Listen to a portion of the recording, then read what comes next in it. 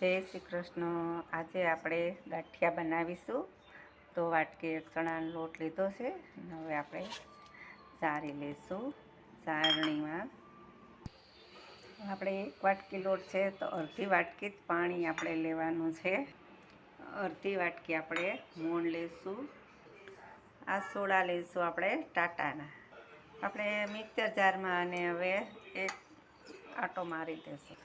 Mixer જારમાં ન કરો તો આવી રીતે હલાવતા રહેવું. થોડું સ્વાદ અનુસાર મીઠું એડ કરીશું.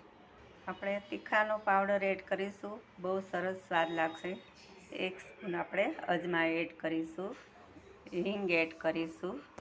હવે બધું મિક્સ કરી લઈશું. હવે લોટ બંધાઈ ગયો છે. હવે સરસ મજાનું આપણે એને મસળવાનું. આવો લોટ આપણે કરવાનો. આ લોટ ને આ લોટ જો બે સરખું. હવે આપણું પાણી પરફેક્ટ માપે. હવે આપણે આ મશીનમાં ગાંઠિયા પાડશું. આપણું તેલ હવે ગરમ.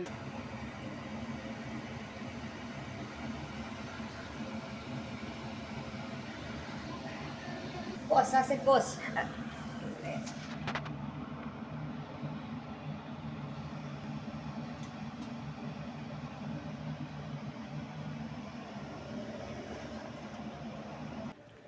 આપણા ગાંઠિયા ગરમા ગરમ રેડી થઈ ગયા છે. તો જોઈ શકો છો સરસ મજાના. ગાંઠિયાની રેસીપી તમને કેવી લાગી? લાઈક કરજો, શેર કરજો, કમેન્ટ કરજો.